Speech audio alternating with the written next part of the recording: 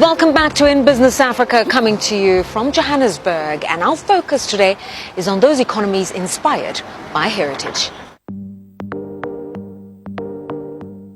Now, earlier on, we heard about how the sand community has signed a revenue sharing agreement with leaders in the rooibos industry. But the broader issue here is about sourcing local produce and then using indigenous systems of knowledge to add value and beneficiate this produce for export.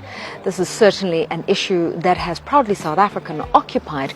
And to tell us why it's a game changer for creative economies is the Chief Executive, Eustace Mashimbye. There is a term that's gaining prominence at the moment, and it's a term, cultural economies. How would you describe it, define it? What does that mean to you? For us, it talks to ensuring that that which is locally made within our context has to be vetted for quality, for authenticity, in terms of ensuring that it is locally made and that it contains sufficient local content.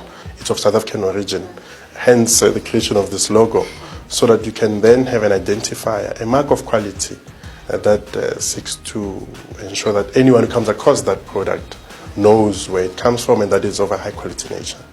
I want us to focus on the term culture in cultural economies. What does it mean in the context of identifying goods, services, motifs that are uniquely African or South African in this case?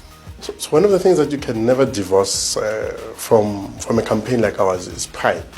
It's a pride that comes with you interacting with the product itself, and I think that's where the culture kicks in. So whether it's a design by a fashion designer that we have on our books, such as Laduma, the brand is called Mathosa by Laduma, whether it's a creation by David Tlale, or whether it's rooibos that is grown in the Western Cape and exclusively grown in the Western Cape in South Africa. So for us, that is what is important. This campaign helps us find those products and helps us preserve them, contribute to consumers being able to access them and to celebrate those products by consuming them. When you reference some of these fashion designers who use traditional images in their fabrics and even in their designs, it reminds me of heritage legacy brands where there is a new generation of people within the creative space who are trying to showcase something that is so symbolic in their cultures, but believe that it can resonate with the rest of the world. Why are some of these cultural symbols things that can cross-pollinate across geographies?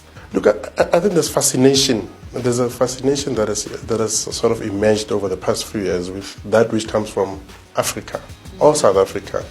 And I think that is what has resulted in some of the replicas that we have seen of some of the greatest brands that we have here, where, and I think it's a pride thing, where until someone in the US or in the Western world takes that product, replicates it, and they're fascinated with it simply because, one, they're fascinated with the look and feel of it, but also that it carries it's attached to a certain brand. But even Africans ourselves, we're putting ourselves out there. You have people traveling to Western countries now being proud of wearing that which is South African or African, as opposed to us going to the Western world and wanting to look exactly like the Western citizens look all the time. So I think that revolution of Africans getting to a point where we are more proud of who we are more proud of what comes from the countries that we come from.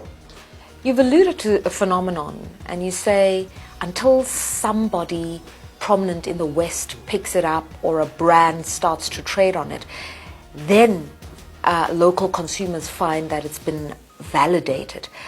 The reverse of that is this idea of cultural appropriation and things that come from Africa only selling when somebody else adds their twist on it.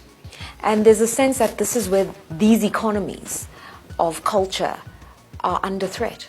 And I think that's why when a campaign like ours was started, I mean, this campaign started in 2001, It was built on the back of three values: national pride, patriotism, as well as a sense to try and contribute to the growth of the economy through our purchasing decisions. So you have to get to a point where the sense of patriotism kicks in, where we start taking pride in that which is locally made, in that which represents who we are, before we can get to a point where we start only appreciating things that come from our countries or that are appropriated or replicated based on who we are. So you can't divorce national pride and patriotism from this sense of wanting to embrace culture and preserve culture.